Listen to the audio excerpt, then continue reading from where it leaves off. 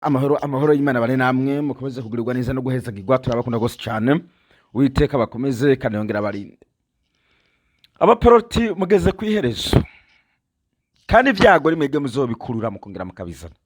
nimuzosubire kujya ngaho kubeshira abapagani yuko ari bo bazana ibyago twebwe nyene indani mu giporoti ni twebwe tuzokwikururira ibyago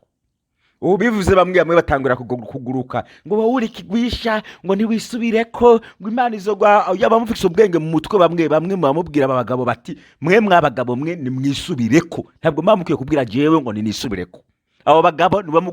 nibo mwamukiye kubwira ngo nibisubireko uko abamara amaze cyitwa umurimo w'Imana nabo bagabo uko ibyo bakora byabizwi n'abantu iyi video hano ya Diodone ya Kigali Diodone mwarayibonye yameze nk'umuntu yigirisha nk'ugomba kwisabisha imbabazi kugira ngo ntimenyekane ariko byaramaze gusohoka narabibonye byarasohotse nagomba gato yamuyumvirize kinabereka kandi kantu mwari mwarayumvise ariko cyo nakabere kamegere kuyumviriza yagimana da Pastor Kristo ya Kiroma umwubahwa batubwiye in the name mwizina of Prophet Uberenjo umwubahwa batubwiye in the name mwizina of Major Prophet Shifat Bushiri umwubahwa bavuze and in the name kandi mwizina of Major Apostle Simon umwubahwa intumwa we thank you for all the graces working in this place ubuntu nimbabazi sawa mwabyumvise yuko ngaho batanga gusenga amazina mu izina rya Bushiri mu izina rya Krisi mu izina rya Yubo Angel mu izina rya ntuze nivyo yasenze mu nyuma amaze kubona byasaka yaciye agaruka ngaho urumva ngo nicongereza ngo cyanze ngo mumbabare ngo ninagombye kuvuga barihinguza murabere na Emmanuel kumutakura yabivuze mu fobeko ariko nawe ni Bushiri kuko murazi yuko ari umwana wa Bushiri yabivuze mu rurimi w'ifobeko nkibi nyene reka muvurize kano ka video kiwe nawe muvurize hano mwizina ry'uwantumye muri iki gihugu ngo mbohoze ababoshwe bose ndategetse amazuru yawe uhereye no munsi atangure kumoterwa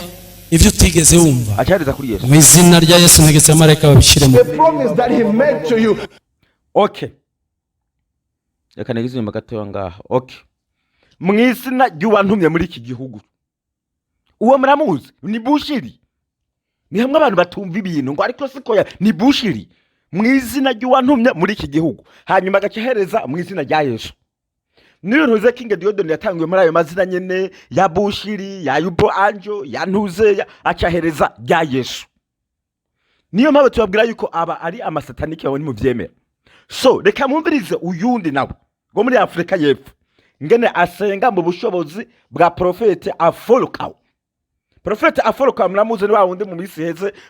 mu myaka 2 umenga ishize yagiye kubesha ngaho yuko yazuye umuntu yambaye ibihuzu vyera bamusize mu isandugu mwarayibonye iyo nuze iyo video reka mumvirize hano atari by'imbeshere mwizina rya Yesu ntegetse amareka babishiremo the promise that he made to you through the mouth of Afolokaw in the mighty name of Jesus mwabyumvise Yesu yahereje babanje mu bushobozi bwa Afolokaw habo nganga ari abantu batumva ibintu neza hano kugira ngo mubyumve neza mu bintu byoroshe reka mumvirize the promise that he made to you through the mouth of Afolokaw in the mighty name of Jesus mwabyumvise iyo bababwiye ngo aba bantu n'abasatanike baguma bahari abaporoti barahari none ikindi mugoma n'igiki